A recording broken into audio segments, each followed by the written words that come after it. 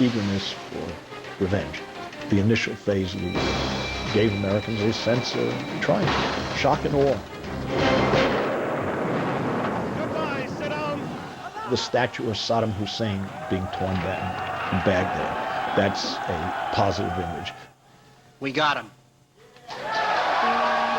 The image of voters holding up the purple dye showing their enthusiasm for democracy. Those are the images they want you to see, the image of a functioning democracy. The looting was a symbol that we weren't in control of Baghdad. Wait a second, what's going on here? Are we going to have anarchy now?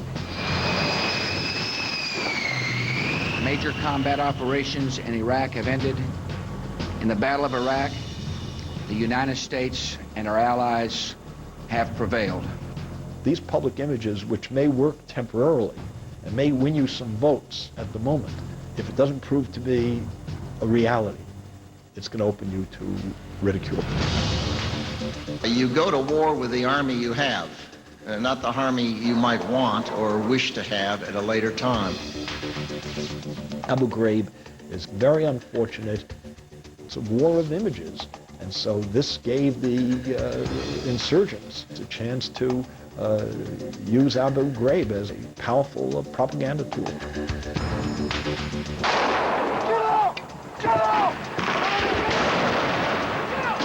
I think they're in the last throes, if you will, of the insurgency.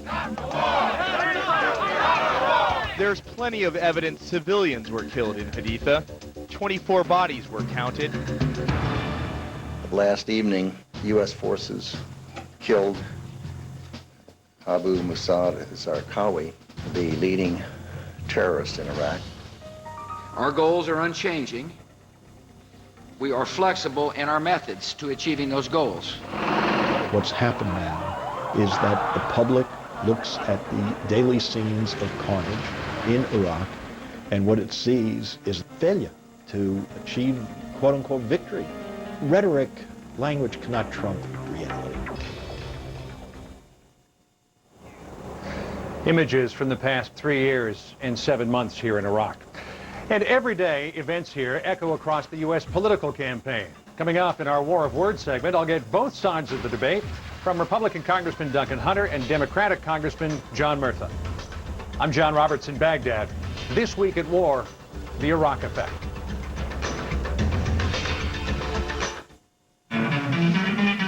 Between my two phone bills, it's probably about $60 a month. About $150. Probably $100 a month. With Vonage, you get unlimited calls to anywhere in the U.S. and Canada, and all the cool features you could ever want are included. And it's just $24.99 a month. Call 1-800-939-4VON. Plus, get 1 month free. Vonage, leading the internet phone revolution.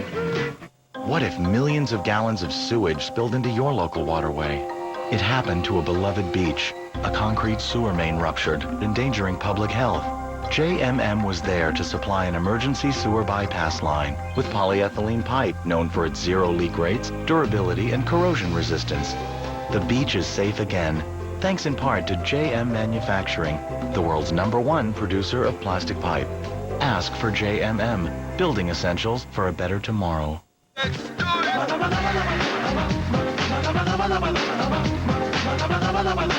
Multiply your possibilities. Introducing Intel Core 2 Duo, the world's best processors. Travelocity presents the Roaming Gnome, denouncer of travel myths. Our first myth, all travel sites are the same. No way. Only Travelocity guarantees the whole shebang. Your trip, your stay, and of course your price. Myth 2, things disappear in the Bermuda Triangle. Come on, that's not true. Only Travelocity guarantees not just the price, but your entire travel experience. Travelocity, you'll never roam alone. Turn left. So left up here. Is that the new BlackBerry from Sprint? Yeah, fast downloads, GPS, my calendar. I'd be lost without it. That's cool. BlackBerry devices powered by Sprint, now with real-time GPS capability. So he's really... Yeah. So left up here. Get new BlackBerry devices at Sprint or Nextel stores or call 1-8-SPRINT-BIZ and get on the nation's largest mobile broadband network. Sprint. Power up. No matter what kind of business you run, you'll run it better with the new Discover Business Card, the right tool for your business. 5% cashback bonus on office supplies, 2% cashback bonus on gas, fee-free purchase checks that earn rewards. The new Discover Business Card. It works. Get 0% intro APR on every purchase for 9 months. Call 1-888-4094-BIZ to apply right now.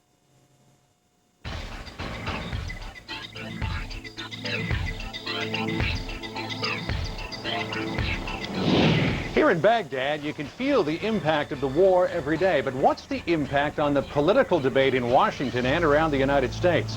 We want to hear from two dominant voices in the Iraq debate. Chairman of the House Armed Services Committee, Duncan Hunter, Republican of California, and John Murtha, Democrat of Pennsylvania. First, let's go to Congressman Hunter. And Congressman Hunter, I want to share with our viewers the results of a recent CNN poll conducted October 27th through the 29th, just a few days ago. When asked, should the U.S. change strategy and tactics in Iraq, 68% of Americans said that they either want a complete overhaul or major changes. Earlier this week, you announced that you're going to take a run for the White House in 2008. As Commander-in-Chief, how would you handle Iraq? Would you make significant changes from the plan on the ground now?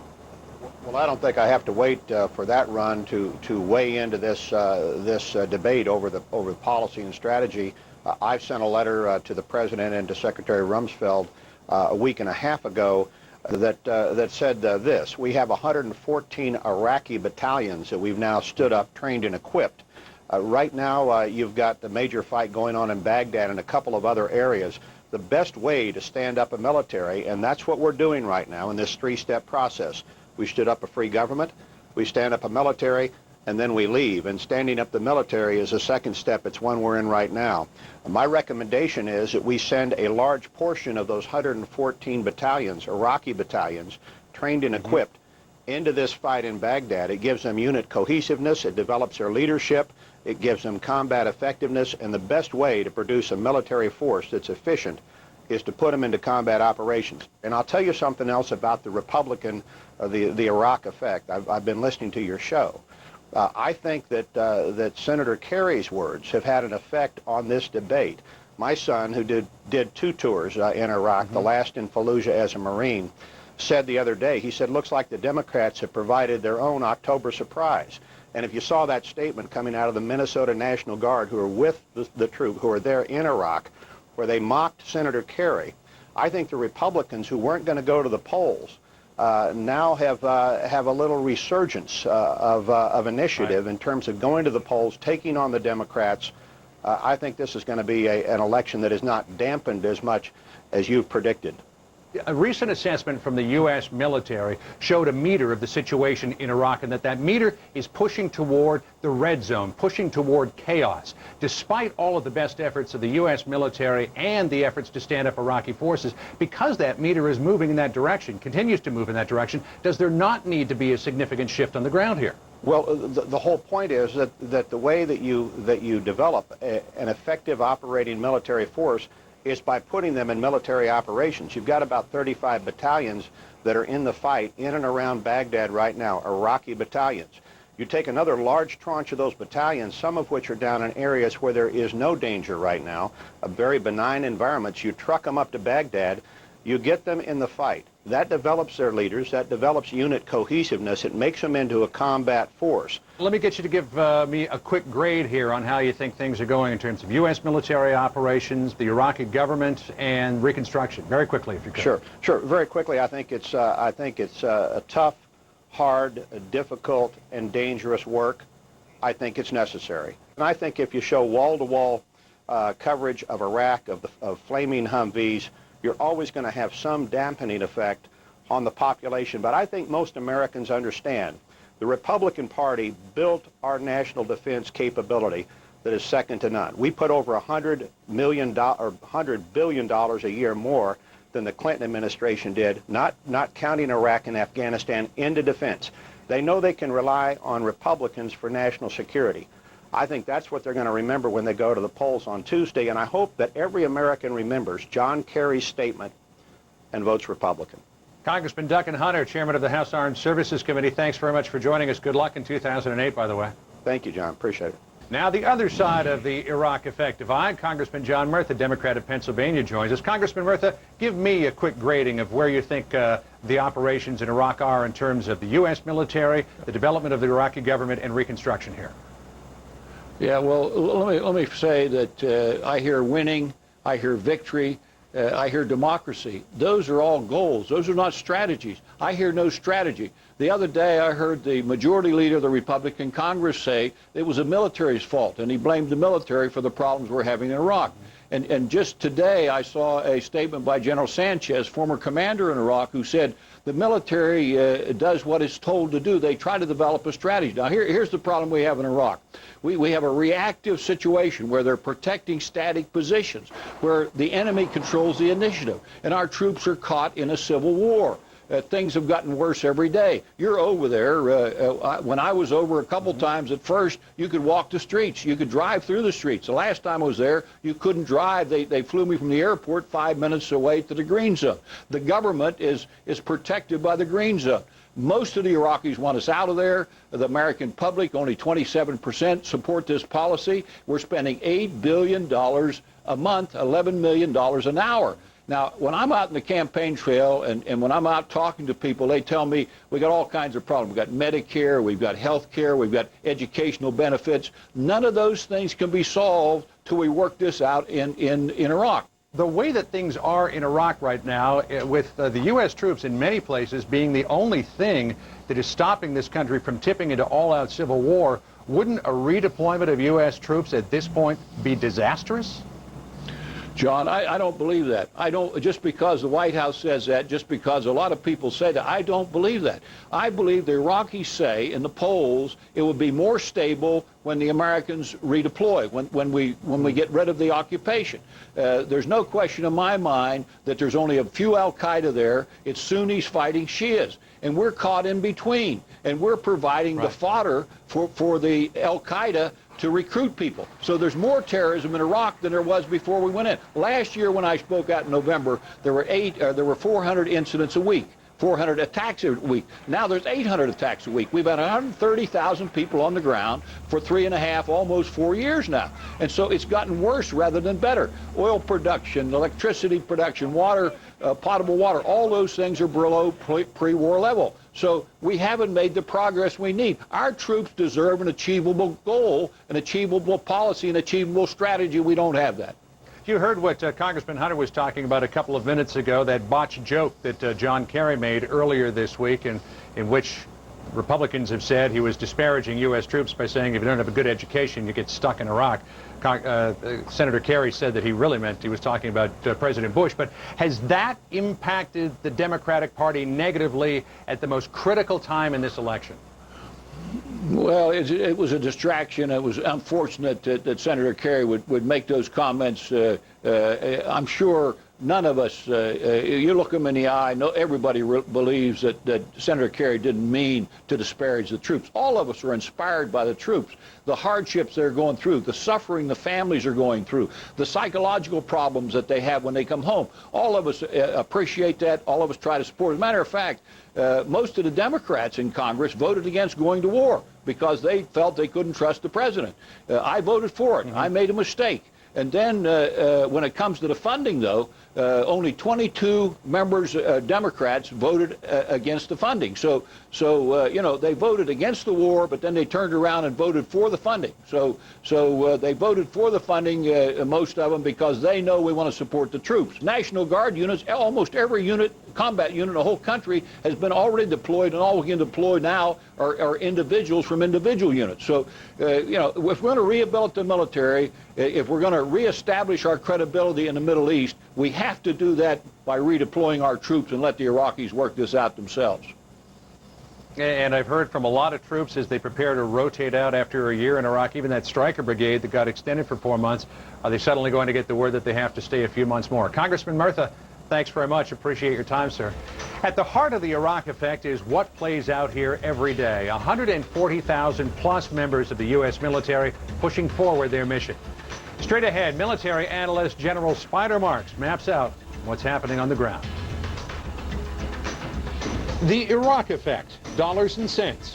For 2002, the U.S. Congress appropriated $2.5 billion for the war. For 2006, that soared to almost $102 billion. Total, close to $320 billion.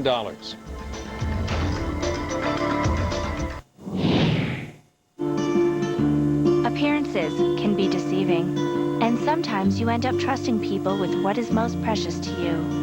Put your mind at ease quickly with a comprehensive background check at Intellius.com. And for a limited time, when you purchase one check, your next one is free. Go to Intellius.com and enter offer code TV to receive a free background check with your purchase. Spend just 90 seconds and get the whole story. Intellius.com. Live in the know.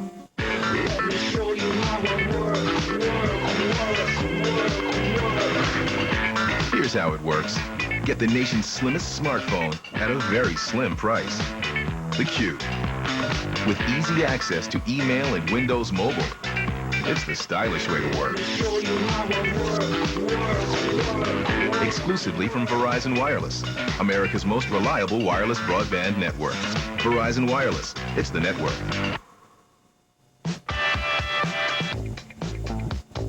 I can give you what you want.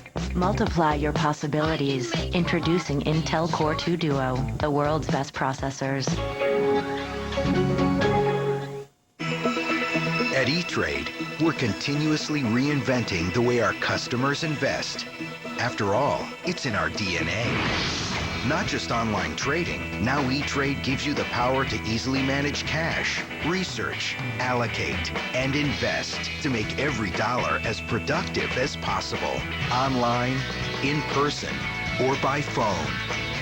Be leader of the pack. Visit E-Trade today. Well, hey guys, there's a better way to phone for less. It's called Vonage. Get unlimited local and long distance for just $24.99. And the savings of up to 50% on your phone bill. Sign up now and get 1 month free. I think we lost him. Vonage. One smart decision among many, many stupid ones. Sweet. Vonage. Call 1-800-405-4VON. The Iraq effect. U.S. troop levels from 150,000 in May of 2003 down to 115,000 in 2004, fluctuating now around 144,000.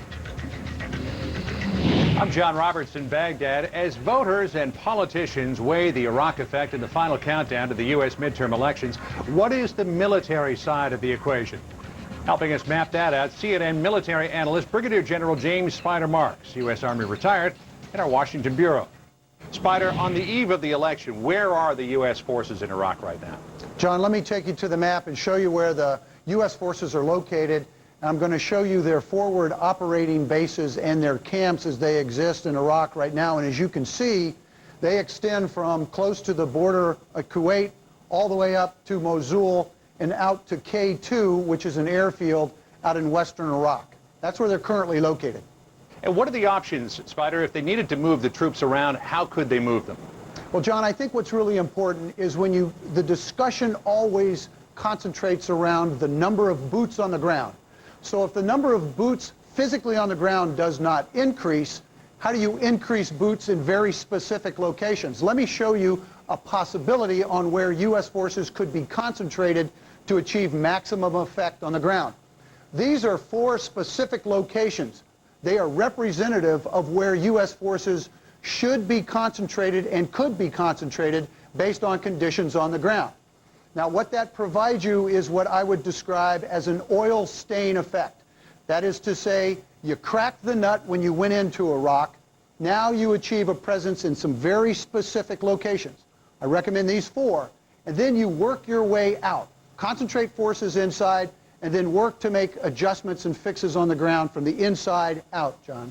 And what has been the difficulty, Spider, in the war and up until present with these long lines of communication throughout Iraq and also in and out of Iraq? John, what many fail to realize is this is a very large area of operations. Support comes out of Kuwait in the form of air traffic up into Baghdad. and that's about 300 air miles.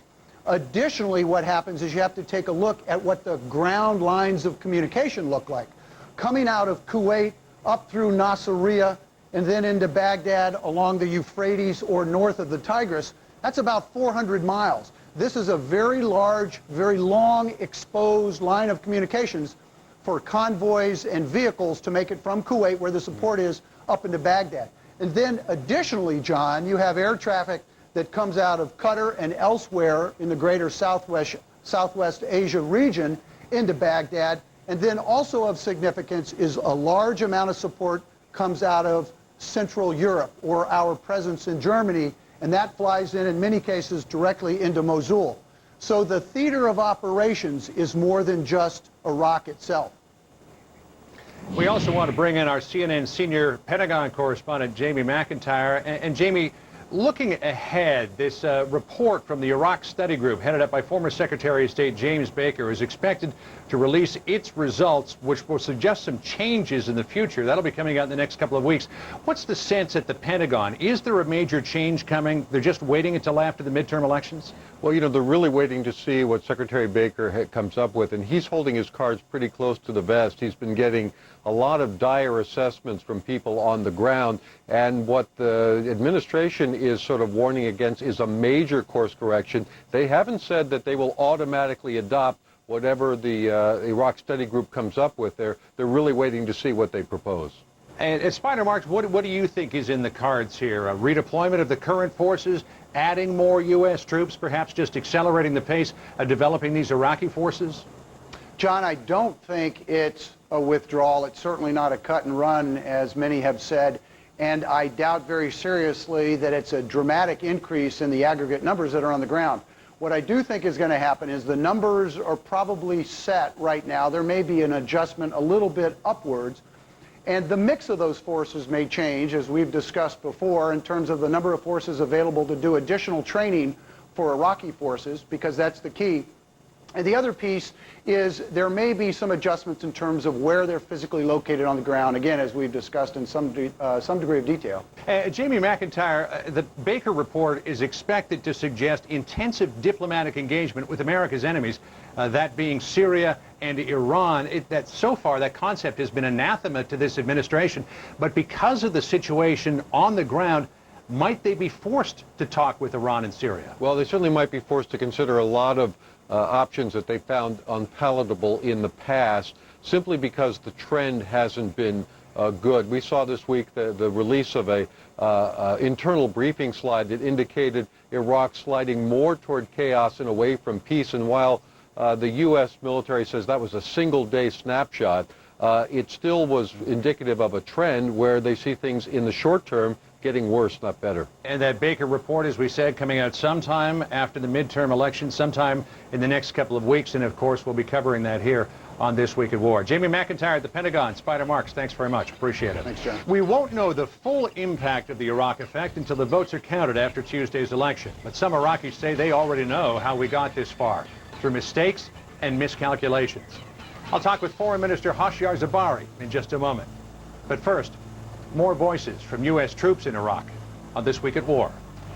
Well, this is my chosen profession. I knew this was going to be. I mean, everybody wants to be home, but this is what I do. It's okay. I mean, I talk to my family a lot. We have email. We have all that stuff. So it's not as bad as it could be. Your vote, your health. Dr. Sanjay Gupta investigates the medical issues on the ballot and what's at stake for your family. A special edition of House Call. CNN tomorrow, 8 Eastern. He brought our schools back from the worst funding crisis in decades, moved millions of dollars from administrative overhead into the classroom, and increased college scholarships 30%. Ted Kolangoski. Nobody fights harder to improve our schools. His education enterprise plan will mean smaller class sizes, better teacher training, and up-to-date textbooks, and it'll finally guarantee stable funding for schools. Ted Kolangoski. Other politicians get more attention, but no governor gets more done. Everett Curry says George W. Bush is his favorite Republican. When you take a close look at Curry's campaign for state representative, it makes sense. Curry's supported by a right-wing group that opposes stem cell research, just like George W. Bush. Everett Curry allows his campaign to be bankrolled by big tobacco, the pharmaceutical industry, and liquor companies, just like his favorite Republican, George W. Bush. In Salem, we've been stuck in the politics of the past. Isn't it time for some good ideas for the future? David Edwards for State Representative. Good thinking, real accomplishments. If you're tired of paying for high-priced, old-fashioned help wanted ads in the newspaper, then do what over 1,000 other business owners have done. Make the switch to PortlandJobFinder.com, brought to you in partnership with Comcast Spotlight. Portland Job Finder has helped us a lot with our manufacturing, production, and also the management recruiting. Their customer service has been awesome, and we recommend it to all other businesses. PortlandJobFinder.com. We're the faster, more effective way to find and hire the local employees that you need now.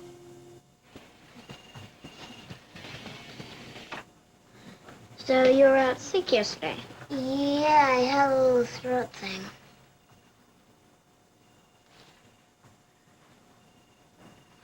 You were watching Blue's Clues, weren't you?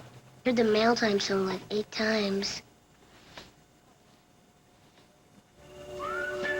The Nick shows your kids are talking about. Ready to watch anytime. On demand with Comcast Digital Cable. It's Comcastic. Days till the elections. The latest on the tightest races. Larry King tomorrow. Voting is a responsibility for all of us. For families who've lost loved ones in the Iraq War, this election carries with it special weight. We've profiled some of the men and women killed in Iraq and have spoken with their families. We checked back with some this week, asking how their loss may affect their vote.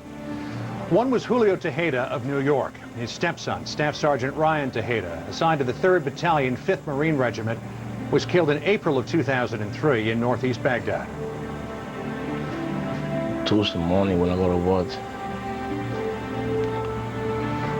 I'm going to be thinking a lot about myself. I'm going to remember him more than ever. It's time to change. It's time to think about it. There's also Yolanda Cumming. Her son Kevin was with the 1st Squadron, 7th Cavalry Regiment, 1st Cavalry Division out of Fort Hood, Texas. He was killed when his patrol came under attack in Baghdad in August of 2004. She says she doesn't like any of the election choices. Losing Kevin left me a different person. And you'll never be the same anymore. You know, you just lose your child. I am confused about it because although I do believe we should be there, but then how many more soldiers would get killed doing this? So I don't know, nobody has really an answer. Finish this war and bring the troops home. That's what I want to hear. That's what most Americans want to hear. Gold Star families feeling the Iraq effect. From the home front to the war front now. In recent days, Iraq's leadership has repeatedly been at odds with the United States, flexing its muscles, anxious to demonstrate its independence to the Iraqi people. And one Iraqi minister, a true friend of America, has been uncharacteristically critical recently about how the White House and the Pentagon have handled Iraq. On Wednesday, I sat down with Foreign Minister Hashir Zabari, a Kurd, to ask him about the ways in which the administration has contributed to the Iraq effect. Mr. Zabari, in a recent interview, you said regarding the violence in Iraq that had our friends listened to us, we wouldn't be where we are today. We've been warning the administration for quite some time. The easiest part is to get rid of Saddam. We were ready at the time to help, to contribute significantly. But when the CPA was established, in fact, they wanted to run the country. And the Iraqi role was not a major role. Your statement, Mr. Zabari, suggests that mistakes were made. What to you was the biggest mistake? The mother of all mistakes was changing that mission from liberation to occupation. We were screaming, for God's sake, don't do it. Even we who have been supportive of this effort of regime change, really our position would be untenable, because the idea of occupation is not acceptable. When comes the point when you must ask them to go? The point will come definitely whenever the Iraqi forces are ready, whenever we have sufficient control. And when is that? When is that? Well, this is That's the question. That is the problem. Look at the last 3 years. Okay? The last 3 years have been one of error and trials. Okay? More errors? More errors, I believe. Let me ask you for a very frank answer on this. The presence of coalition forces in Iraq, is it a security factor or is it an aggravating factor? I personally believe it's a security factor. It's very important. The stakes are too high, and the security of the entire region depends on success of Iraq. Iraqi Foreign Minister Hashir Zabari. Up next, some personal observations on this week at war, the Iraq effect. But first, another voice from U.S. troops in Iraq. During the day, everybody's really nice. Waves, kids come out and everything. We pass out soccer balls and everything like that to them. It's at night where it kind of gets exciting. Like I said, just down the road, one of my soldiers got killed by an IED.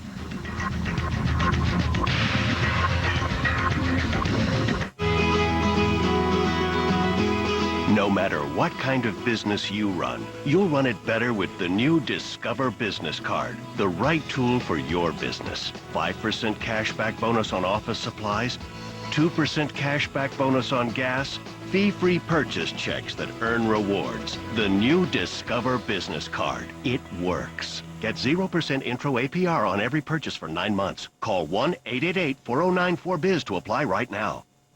Travelocity presents the roaming gnome, denouncer of travel myths. Our first myth, all travel sites are the same. No way. Only Travelocity guarantees the whole shebang. Your trip, your stay, and of course your price. Myth 2, things disappear in the Bermuda Triangle. Come on, that's not true. Only Travelocity guarantees not just the price, but your entire travel experience. Travelocity, you'll never roam alone. Turn left. So left up here. Is that the new BlackBerry from Sprint? Yeah, fast downloads, GPS, my calendar. I'd be lost without it. That's cool. BlackBerry devices powered by Sprint, now with real-time GPS capability. So he's really... Yeah. So left up here. Get new BlackBerry devices at Sprint or Nextel stores or call 1-8-SPRINT-BIZ and get on the nation's largest mobile broadband network. Sprint. Power up. With the midterm elections almost upon us, there is much for voters to consider in the next couple of days. A few things to consider now from the Iraq perspective.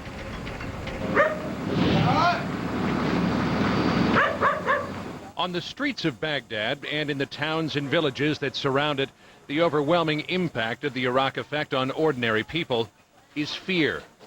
Fear of death squads that roam the streets, killing and kidnapping. Fear of militias engaged in a campaign of ethnic cleansing to drive either Sunnis or Shiites from the neighborhoods. Fear of government forces they don't trust to keep them safe. This Sunni woman claims national police kidnapped her brother at a checkpoint. She appeals to American troops for help. U.S. soldiers attempt to get between the warring sides and restore security. But despite the American efforts, people here feel far less safe now than a year ago. Personally, yeah, it's frustrating. You know, I'm a U.S. Army officer. We like to think we can leap tall buildings with a single bound, and it's unrealistic. More than 2,800 U.S. troops have died in that frustrating mission to establish peace here. Soldiers like Sergeant Will Mock, 23 years old, from Harper, Kansas. CNN's Arwa Damon met him 2 years ago on his first tour of duty here.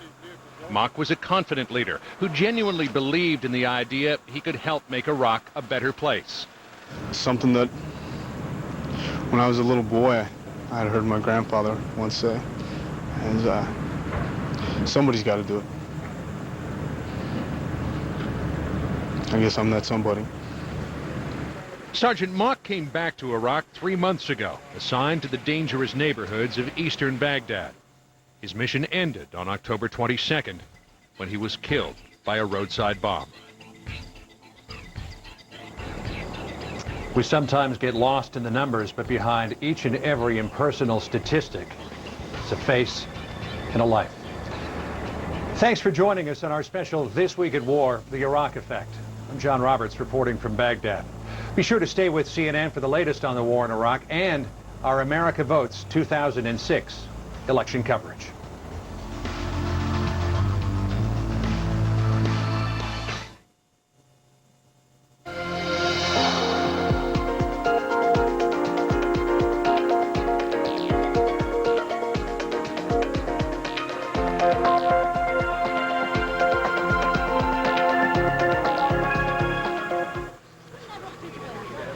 past comes full circle to haunt Saddam Hussein as the world awaits a verdict in his trial for crimes against humanity.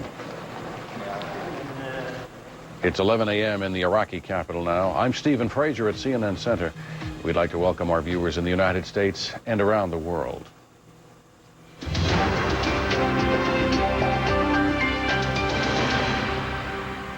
We are waiting for verdicts in the first trial of Saddam Hussein and 7 other people. The former president and his co-defendants all charged with crimes against humanity for the Dujail crackdown in 1982.